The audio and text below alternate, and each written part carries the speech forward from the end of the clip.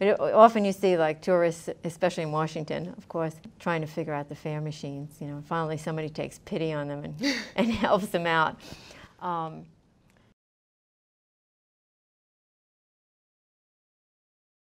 long it takes you to learn it, how long it takes me to learn it, how long does it take the tourists to learn it, how long does it take them when they put the paper card in the machine to figure out that they have to take it back, otherwise they're going to be there for the rest of their lives. And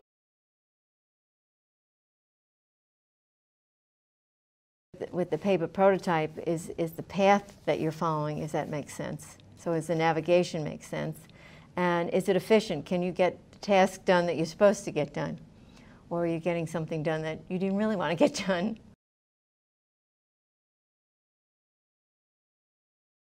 Current research really talks, as you can see in this diagram, a lot about the quality of the product and the interface. Affects the satisfaction, which also affects the usability, but the usability affects the satisfaction. So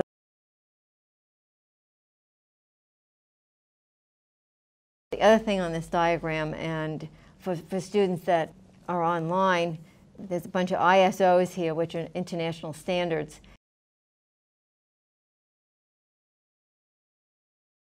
62% of web shoppers give up looking for an item because of usability.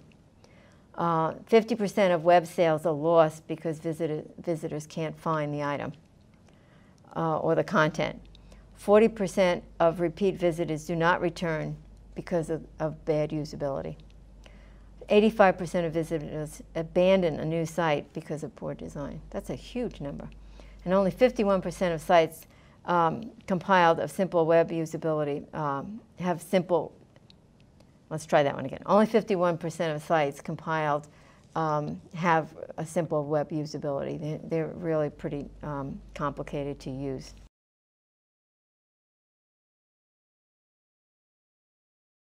One is search. So they run a search and the search fails. And what do we mean by the search fails?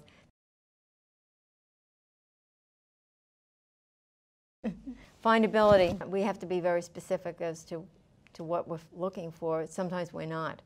And so we get really an awful lot of stuff. Page design, is it readable? What do you like the layout?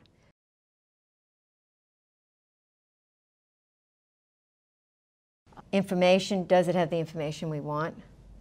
And that goes back to the search too, because if you don't get a good search and you don't get the information.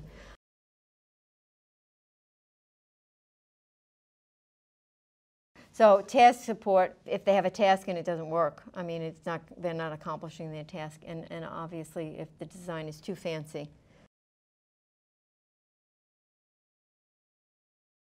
You can see that, you know, he has a lot of different things in here, but his basic things are, is it easy to learn? Is it efficient to use? Is it easy to remember? Are there few errors? And, you know, is it pleasing? And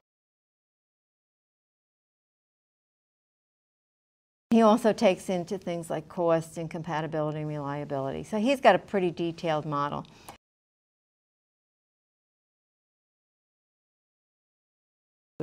But if it gets the job done, they may be very satisfied, and that's all they care about.